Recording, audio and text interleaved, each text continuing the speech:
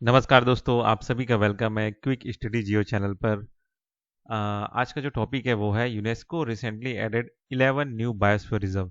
ठीक है, यूनेस्को ने लगभग अभी 11 न्यू बायोस्फीयर रिजर्व को ऐड किया है हाल ही में। ठीक, UNESCO recently added 11 new biosphere reserve worldwide spanning countries like Colombia, Italy, Mongolia and Republic of Korea. ठीक है, यूनेस्को ने अभी 11 बायोस्फीयर रिजर्व वर्ल्ड वाइड जोड़ा है।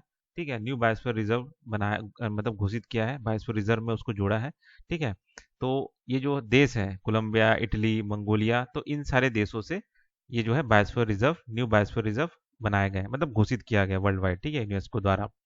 This reserve, including two transboundary sites, aim to conserve biodiversity and cultural heritage aimed globally biodiversity and climate change। ठीक है, ये जो भी अभी जितने भी बायोस्फीयर रिजर्व अभी नए घोषित किए गए हैं, इसमें से दो ट्रांस बाउंड्री साइट्स हैं। ठीक है, इसका एम यही है कि बायोडाइवर्सिटी को कंजर्व किया जाए, कल्चरल हेरिटेज को भी कंजर्व किया जाए, ग्लोबल बायोडाइवर्सिटी और क्लाइमेट चेंज को मतलब सुधारा जाए। इस चीज का मतलब एम है बायोस्फीयर रिजर्व घोषित करने का। ठीक, Biosphere Reserve are internationally designated area recognized by United Nations Educational, Scientific and Cultural Organization। ठीक है, ये बायोस्फीयर रिजर्व जो है ये कौन डेजिग्नेट करता है? यूनेस्को द्वारा डेजिग्नेटेड होता है। ठीक है, this reserves aim to balance economic development, cultural preservation and natural conservation. इसका एम यही होता है कि भाई इकोनॉमिक डेवलपमेंट हो, कल्चर का प्रिजर्वेशन हो, नेचर का भी कंजर्वेशन हो। ठीक है, criteria for designation for biosphere reserve, क्या क्राइटेरिया होना चाहिए बायोस्फीयर रिजर्व के लिए?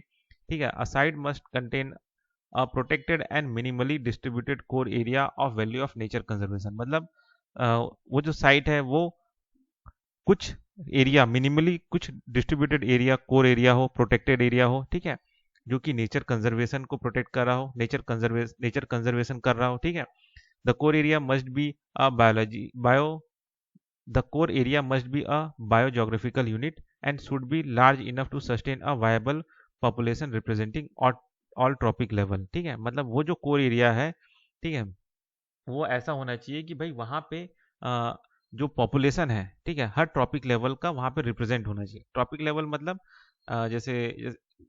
जो फूड चेन में जो एक बना होता है ना स्टेज, ठीक है, उसको हम ट्रॉपिक लेवल कहते हैं। जैसे घास है ना, तो ये एक लेवल हो गया।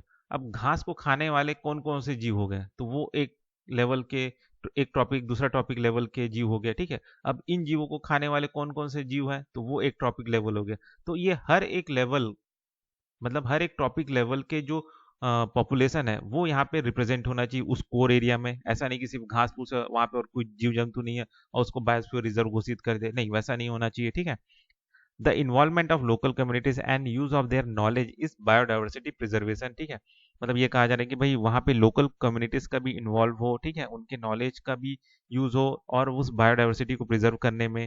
ठीक, area potential for preservation of traditional tribal and rural modes of living for harmonious use of environment. मतलब ये कहा जा रहा है कि वो जो जगह है वहाँ पे जो जो ट्राइबल रहते हैं, जो ट्राइब रहते हैं, ठीक है, उनके ट्रेडिशन को भी प्रिजर्व किया जाना चाहिए। ठीक है, और जो रूरल जो लोग हैं जो कि उस जंगल से उस एनवायरनमेंट का यूज कर रहे हैं, वो भी हार्मोनियस तरीके से होना चाहिए। ठीक है, ठीक है, तो उस एरिया को ये लोग एक तरह से बायोस्फीयर रिजर्व कह रहे हैं। ठीक, थ्री मेन जोन। ठीक है, अब ये जो बायोस्फीयर रिजर्व जो है ये तीन मेन जोन होता है वहां पे। ठीक है, पहला होता है आपका कोर एरिया, दूसरा होता है आपका बफर जोन, तीसरा होता है आपका ट्रांजिशन जोन। कोर जोन क्या होता है?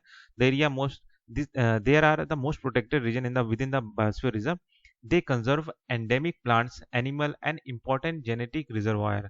ठीक है, human interference is minimal here. ठीक है, मतलब ये कोर एरिया मतलब वो एरिया जो बहुत ही ज्यादा प्रोटेक्टेड रहता है। ठीक है, वहाँ पे आपका एंडेमिक प्लांट्स, एनिमल्स और जो भी जेनेटिक रिजर्वायर है वो पाए जाते हैं। वहाँ पे ह्यूमन इंटरफेरेंस बिल्कुल भी नहीं होना चाहिए। ठीक है, मिनिमल होना चाहिए एकदम ही। फिर उसके बाद आता है बफर जोन। बफर जोन क्या होता है? Surrounding area the core zone.